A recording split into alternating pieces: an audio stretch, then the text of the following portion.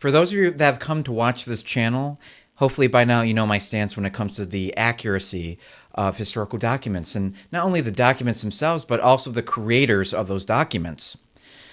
When it comes to like the game Telephone and insinuating that back then, if you wanted to get a fresh start when it comes to your career or wherever you wanted to live, all you had to do was travel a few hundred miles and have the proper documents. That would create a brand new life for yourself. So kind of like historical figures like Shakespeare, it's not really so much as to the people themselves that were important, but the messages and what they provide that's important. So with that said, let's talk about Hermes Trismegistus. So Hermes Trismegistus, if I'm saying his name correctly, if I'm butchering it, I apologize, was both a Greek and Egyptian entity that offered a great deal of philosophy and influence on our modern medical society nowadays. If you think about the term hermeneutical seal, you immediately think of Hermes. If you look at the winged serpent medical staff model that they have, the symbol, that again came from the hermeneutical model.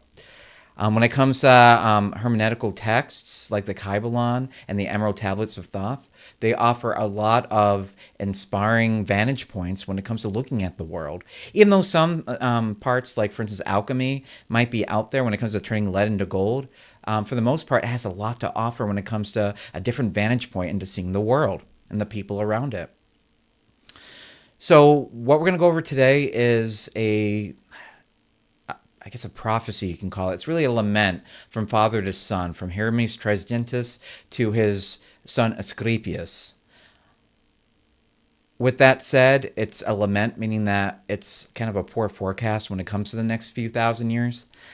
However, maybe you see some parallels into what Hermes was saying and to what you're seeing in society nowadays, right? And also, you also notice that many references to the creator or God, which is really interesting considering the fact that, especially if you want to look at the Thoth aspect of all this, and even the Greek Hermes, right, the pantheon of gods, that they kept on referring to one, original God, all-powerful God. So isn't it interesting how many of the world religions can interlace in a myriad of ways, if we allow them to? So with no further ado, enjoy the Prophecy of Hermes. Do you know, Asclepius, that Egypt is an image of the heavens? Or to be more precise, in Egypt all the operations of the powers which rule and work in heaven have been transferred to the earth below?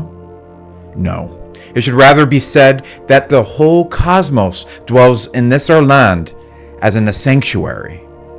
And yet, since it is fitting that wise individuals should have knowledge of all events before they come to pass, you must not be left in ignorance of what I will now profess to you. There will come a time when it will have been in vain that Egyptians have honored the gods with heartfelt piety and assiduous service, and all our holy worship will be found fruitless and pointless. For the gods will return from earth to heaven. Egypt will be forsaken, and the land which was once the home of religion will be left desolate, bereft of the presence of its once presiding deities. O Egypt, Egypt of my religion, nothing will remain but an empty tale, which your own children in time to come will not believe. Nothing will be left but words etched on stone, and only the stones will tell of our piety. And in that day, people will be weary of life, and they will cease to think of the universe worthy of reverent wonder and of worship. And so, with that default, religion, the greatest of blessings, for there is nothing, nor has been, nor ever shall be, that can be deemed of greater benefit, will be threatened with destruction. Individuals will think it as a burden and will come to scorn it.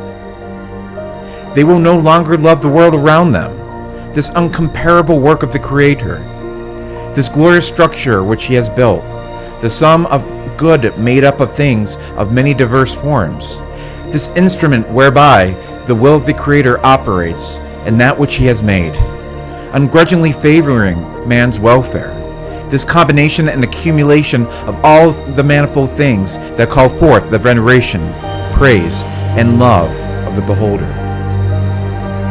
Darkness will be preferred to light, and death will be thought more profitable than life. No one will raise their eyes to the heavens once more. Good spiritual people and seekers of truth will be deemed insane. And so it will be that the impious, conventionally wise, and even the madman will be thought a brave man, and the wicked will be modeled as good.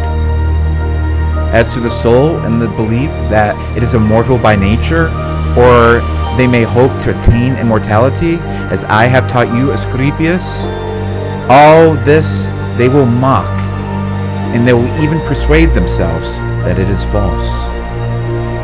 No word of reverence or piety, no utterance worthy of heaven and of the gods of heaven will be heard or believed.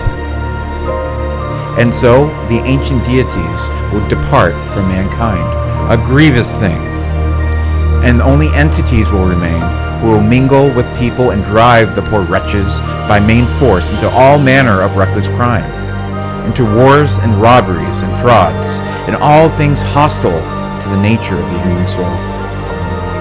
Then will the earth no longer stand unshaken, and the sea will bear no ships. Heaven will no longer support the stars in their orbits, nor will the stars pursue their own constant course in heaven.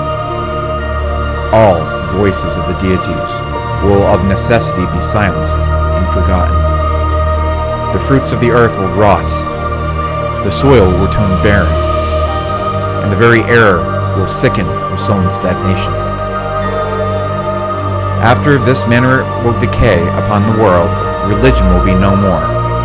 All things will be disordered and awry. All good things will disappear. But when all this has befallen, Asclepius, then the will of all things, the first before all, the maker of that God who first came into being, will look on that which has come to pass, and will stay the disorder by the counterworking of his will, which is all that is good. He will call back to the right path those that have gone astray.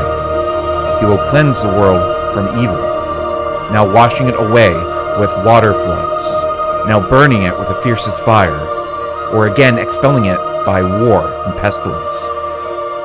And so he will bring back to this world to its former glory, so that the cosmos will once more be deemed worthy of worship and wondering reverence. And God, the maker and restorer of the mighty fabric, will be adored by the men of that day with unceasing hymns of praise and blessing. Such is the new rebirth of the cosmos.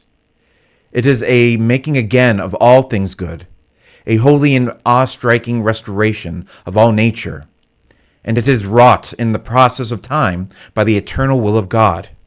For God's will has no beginning. It is ever the same, and as it now is, even so it has ever been, eternal. For it is the very beginning of God to purpose good. All right, so one more friendly reminder when it comes to not caring so much as to the accuracy of the historical figures that wrote these texts. If the information is good, then maybe we should follow it. So with that said, Thoth was both a Egyptian and Greek personification of an anonymous writer. But just like when it comes to our famous actors that we watch on television, if people identify an individual by even a fake name, then pretty much it's still their real name, right? That's their call sign. That's how we describe and identify them. So with that said, Thoth was an Egyptian priest that turned king, and he had a bunch of prophecies that, at least after witnessing the one that I just revealed, might persuade you into maybe listening to a little bit more of what he has to say. In some of his works, including the Emerald Tablets of Thoth, they get a little bit outlandish, but honestly, I mean, it can be best described as almost an ascended master. Even Thoth themselves indicates that they're not a god, and he was very much a man that lived and died, but got to see and was a part of many of the unseen workings of this universe, or dare I say the cosmos. All right, so after viewing that, maybe you can tell some of the similarities that are currently going on in present day life between frauds and, very brazen individuals being thought of as being strong and good and leadership potential, right? You probably think a few names in your mind when it comes to all that. With that said, the reason why religion, now when I say religion, I'm talking about stories that tell values, is so important is because that derives most forms of non biological, psychological psychopathology, right? It's our very thought process on even why we suffer, right? Even physical pain can be reframed into a positive benefit to an individual if given enough effort.